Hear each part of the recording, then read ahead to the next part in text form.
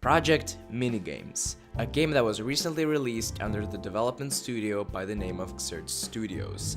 It is a game that is still in beta, but has no access fee, so I decided to give it a try. The first thing I saw was the colorful, playful, and rather simplistic lobby's building design, as well as the user interface's design in the game. This is very good, especially if the game is trying to reach out to the younger player audience. There was also a playroom in the lobby, should the players want to pass time while waiting for another minigame. They're welcome to choose from the Step Spleef Arena and the Ping Pong Arcade minigame, which is rather an interesting approach to the game. The only suggestion from me would be the Spleef Arena.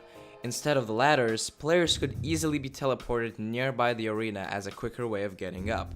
But I guess this was the design choice they went with, and I can't really argue with them on this. The user interface was simple, easy to access, colorful, and very easily understandable. I was really surprised by the featured category in the shop, as this really helps people who don't know what they want to buy find items that might interest them. Now don't judge me, I just had to buy a giant purple fidget spinner because let's face it, Gold can't spin it every day, have swag? I don't know. When I jumped into the minigames, I was faced with some fun minigames, some known, some completely new. And as I was filming the footage for the game, I was speaking to one of the developers of the game, Hutu Truss, who contributed to the game by building some assets. He told me that even though this game has a lot of minigames, most of them completely thought up, there are a lot more coming. For example, the Score heist minigame, robbers must transport all of the money bags to the van within 60 seconds while they fend off attacking SWAT team with assault rifles. Shark survival, players must stay afloat while a shark attempts to kill them in a huge shipwreck. VIP protection, which is actually coming soon. The assassin must kill the VIP while weak bodyguards with pistols protect them. The assassin has 60 seconds and a high-powered sniper rifle and knife. Claw machine, where players must survive a crane capturing them inside a huge arcade claw machine. And then we have Apocalypse Ready, build a fort against zombies. Raining Robloxians spawn in the air and avoid obstacles while falling to the bottom. Go-karting, bumper cars. Then we have like hardcore parkour, mountain climber, raining blocks, traffic warrior. so yeah, you heard it. Although some of them were buggy, like for example this odd occasion. Oh, what happened to you? What happened to you? I saw you. You got flamed. I mostly had a great experience playing them.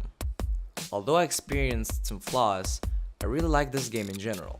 The idea is really well polished, and with that much content, keeping in mind that the game is only in beta and that a lot more is on its way, being added at a really fast pace, I think it has a lot of potential in it. It covers a vast variety of things, from mocapped animations, perks, to name tiles, particles, pets, and even the minigames themselves.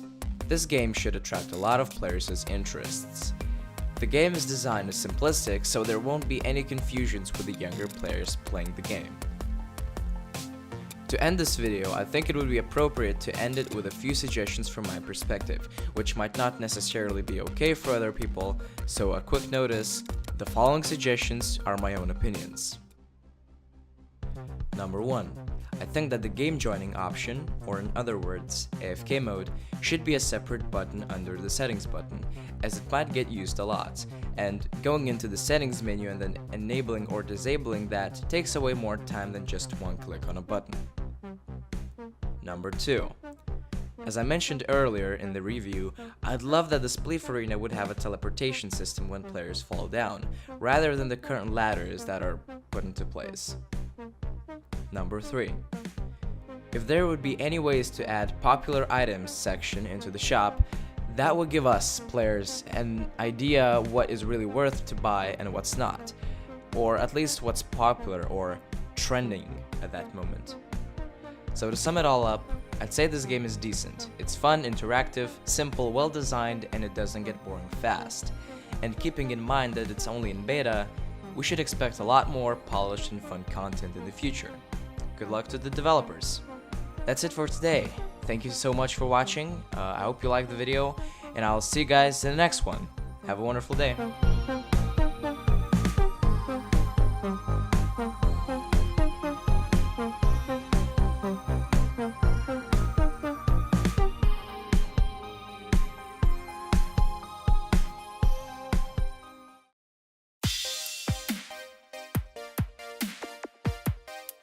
first thing I saw was the colorful, playful, and rather simplistic lobby's building design, as well as the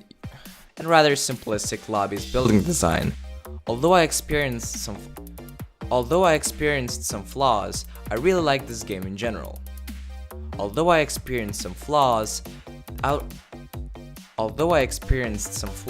I really like this game in general. It covers a vast variety of things. For words, AFK mode should be a separate button on the then disabling or enabling that should be a separate button under the number one. I think I'm not so many number ones. God damn it. Number one. Oh shit. Now keep in mind that this game in beta and it will get way more